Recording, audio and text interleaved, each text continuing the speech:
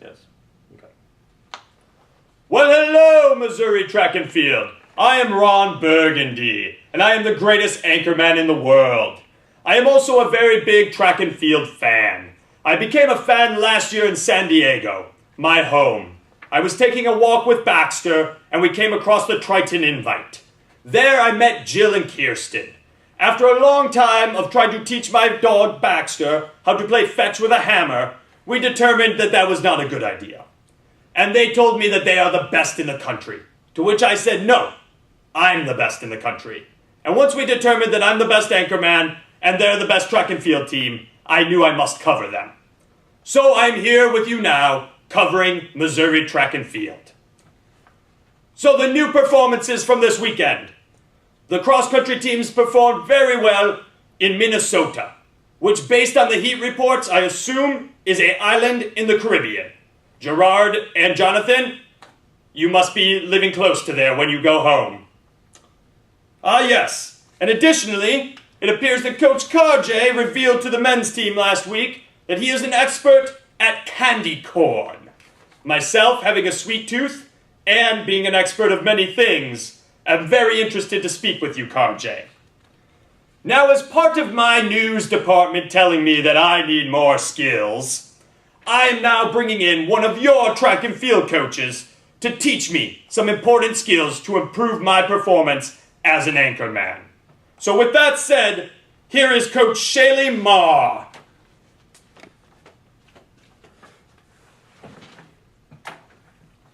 Is this right? Now, honey, where's your coach at? I am the coach. You're the coach? Well, this is very confusing. Jeez. I mean, I guess there are anchor women nowadays. I guess there could be female coaches. Huh.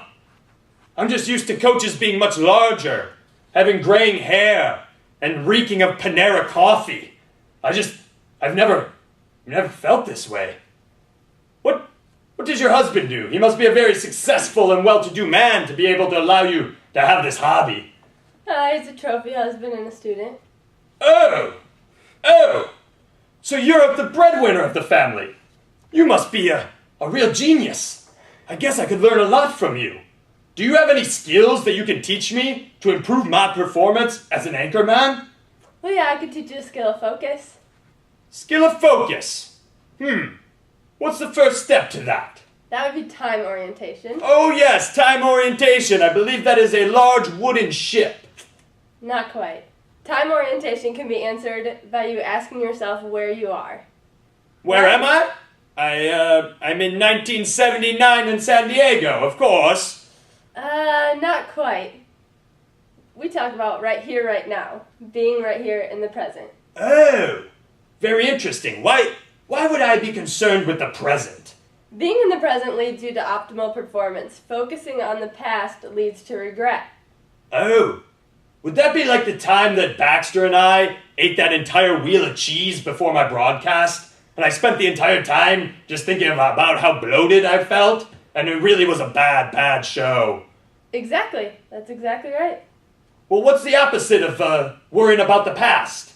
Focusing on the future, which can bring a lot of anxiety. Oh, yes.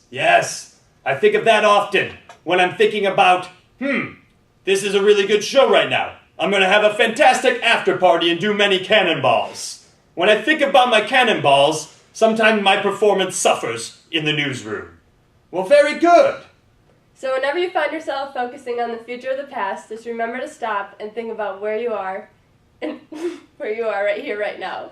Oh, yes, I am right here, right now. And speaking of right here, right now, do you think your husband would mind if we went out on a date?